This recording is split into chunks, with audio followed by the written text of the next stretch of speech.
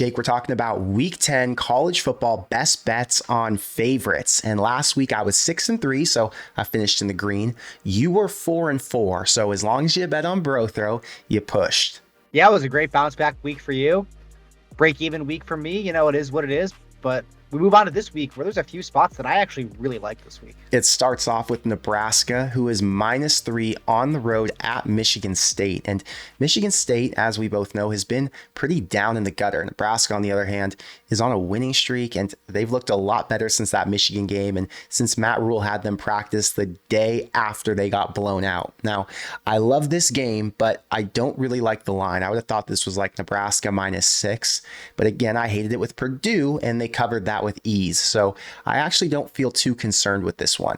MSU's strength is their defense, and against the run, they've been pretty solid, so they should be able to slow down Nebraska. But the issue is this isn't a traditional Big Ten run game. You've got Heinrich Harburg, who loves to run the option, and when he's not running the option, they love to play action pass. And once or twice a game, they end up coming up with a dominating drive and usually a 40 or 50 yard plus pass play that ends up giving them a comfortable lead. Now, even if Michigan State was able to hold them to 14, do I think they can score? Probably not. They have the worst scoring offense in college football. I think they only average 18 points a game. Nebraska's ranked, I think, 13 in total defense nationally, so they should be able to shut them down. The only two offenses that Nebraska's faced that are as bad as MSU scored 13 and 9, and it took ugly turnovers to give them that many. So I love that Vegas hasn't figured this Nebraska team out yet, and if they're going to keep giving them close lines like this, I'm just going to keep betting them. You had me when you said fading Michigan State. I think it's always pretty much a good move to go against them. They've been a complete dumpster fire this year ever since getting rid of Mel Tucker. I kind of thought they had maybe found a little bit of magic when they moved to backup quarterback Hauser in that game against Rutgers, but they still lost that game. They've now lost back-to-back games since then, getting blown out in both, destroyed by Mich. Even Minnesota beat them by 15. So Michigan State is just not very good. As you said, they have the worst scoring offense in the entire country, and Nebraska has a very, very good defense. 34.5 is an over-under. I like the under here too, but I just don't see Michigan State being able to score more than 10, like you said. So I'll take Nebraska -3 as well. Next is Kansas at Iowa State. Iowa State, a night game. They're having to give 2.5 points to a top 25 Kansas that just upset Oklahoma. We love betting on Kansas here. This week, I don't know. What are you thinking? We do. We love betting on Kansas. And if you go back and look at all these videos, we're probably on Kansas more than virtually any other team. But the one thing that we're on more than Kansas is when there is a home unranked favorite versus a road ranked dog. We always ride the favorite in these spots. We're 2-0 on them this year. We're taking it again. Iowa State -2.5. First of all, Iowa State is playing very good football as of late. They're 4-1 in the Big 12 and 4-1 against the spread. Their only losses against Oklahoma, who's one of the better teams in the conference. And the last 2 weeks on the road, they've won both games by double digits at Baylor and at Cincinnati. They're playing really well. They have an incredible home record. I think there's something like 6-1 against the spread in their last 7 home games. At night, the fan base is going to get super fired up.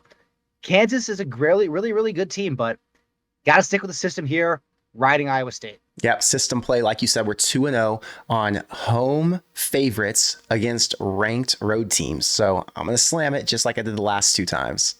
Next is LSU at Alabama. It's a night game in Tuscaloosa. Bama giving 3 points.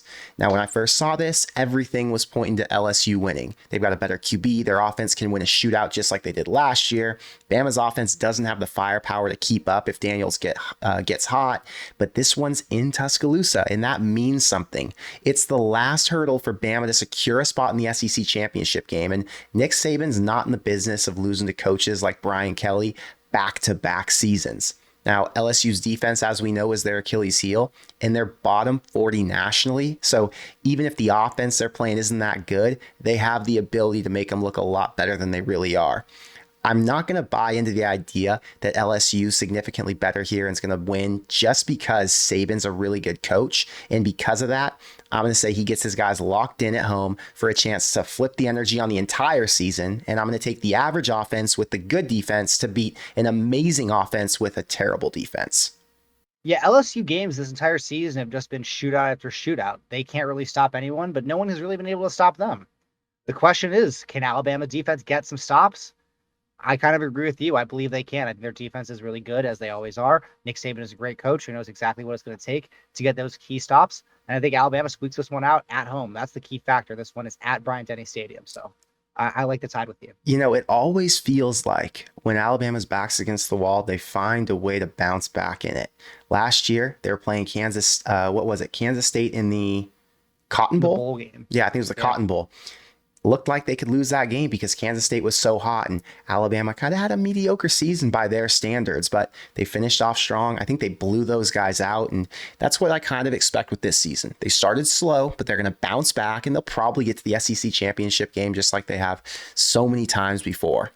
Conference championship on the line. You've got Washington, USC plus 3.5 for the home team.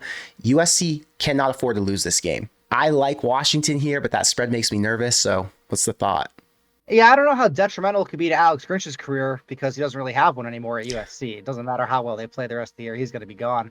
I mean, I guess, yeah, his defense did stop that 2-point conversion against Cal to secure the dub, but, that's against Francisco Mendoza, not against Michael Penix Jr. USC's defense has been absolutely horrific this year. We keep saying they're Swiss cheese, they're horrible. But they've given up 40 points in 4 out of the last 5 games. The only team they didn't give up 40 points to was Utah, who they gave up 34 points to, which is Utah's highest scoring output of the entire season. Washington comes in and they have the skill to score on every single possession. I just don't believe that USC is going to be able to get enough stops compared to how Washington's defense is going to do. I believe that Washington's D is good enough to get a couple stops. We've seen teams like Notre Dame get plenty of stops against USC. Caleb Williams is obviously a great quarterback, but the team around him is not as good as it was last year. And I just think Washington is the overall more talented team. I think they're better coached and their defense is far stronger. So I'm riding the Huskies here for sure. I don't care that it's on the road.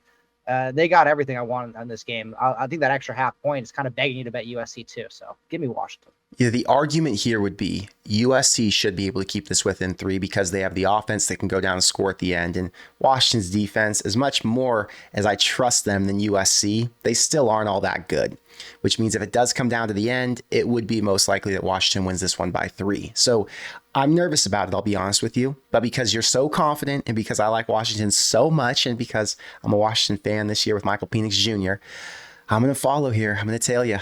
Next, we've got Georgia Tech at Virginia. Virginia Tech, a 2-point favorite. And Georgia Tech's looked pretty good so far this season. They beat North Carolina last week. They went on the road to Miami 3 weeks ago and pulled an upset there. And things started to look up for them. But you know what I know about Virginia? Nothing. And it doesn't matter. This is a total line read. Because I know they beat UNC. I think they lost to Miami in overtime.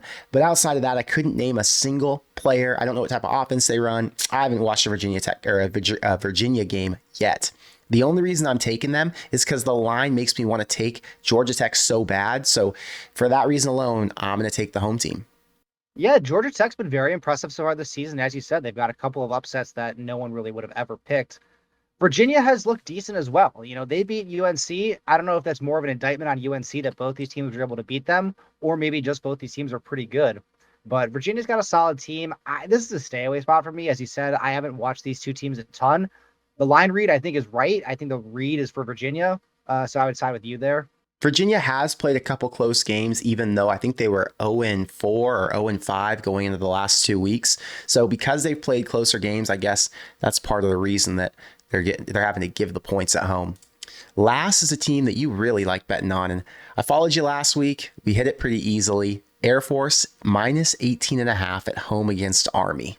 As an old school Big Ten fan, a Chicago Bears fan, nothing excites me more than running the ball and playing good defense. And that's exactly what Air Force does. They have the number 1 rushing attack in the entire country with their triple option scheme, and their defense is top 4 in both scoring and yards behind and amongst Ohio State, Michigan, and Penn State. They're an absolutely elite team. As the weather starts to get colder, it benefits their play style even more. Now you go against a team in Army who runs the exact same scheme, but way worse. This is a similar situation to when Air Force played Navy 2 weeks ago and covered against them. But oh, by the way, Army is coming off of a loss to the worst team in the country, UMass, led by Don Brown. And their running back on UMass ran for 200 yards himself against their defense. I watched a lot of that game. for whatever reason because I had Army money line in the parlay, and I was just disgusted by Army's defense. It was horrible. He was getting 10, 15 yards a play. If you do that against Air Force, they're going to score every single drive without fail. The over is 31.5, completely absurd. I think Air Force might hit that number by themselves. Love Air Force here. They're 5-1 against the spread in the last 6 weeks, and their defense is way too good for a one-dimensional Army team to score on them. Now, we know they're going to need points, and in the last 8 games, they've scored at least 36 different times. So I'm going to keep riding with you here since they covered back-to-back weeks, and I think they're a legit threat to get to a New Year's Six game. But if you want to take any of the picks that we've talked about today, you can sign up to bet on BroThrow for free if you click the link in the description box below. It's brothrow.com/YouTube. The promo code there is YouTube, and that's what'll get you onto the site. With BroThrow, you can bet from any state in the US for free: Texas, Florida, California, Nebraska, any of them. And there is no VIG. So when you bet $50, you win $50. That's a better offer and better odds than you'll get on any sportsbook or any of the apps out there. On top of that, there is no withdrawal requirement and there is no minimum or deposit. So if you want to sign up and play where Jake and I do, just click that link below. But Jake, thank you for your picks. I hope we can stay hot for next week. Yeah, feeling great about this week, and I'll see you in the underdogs video.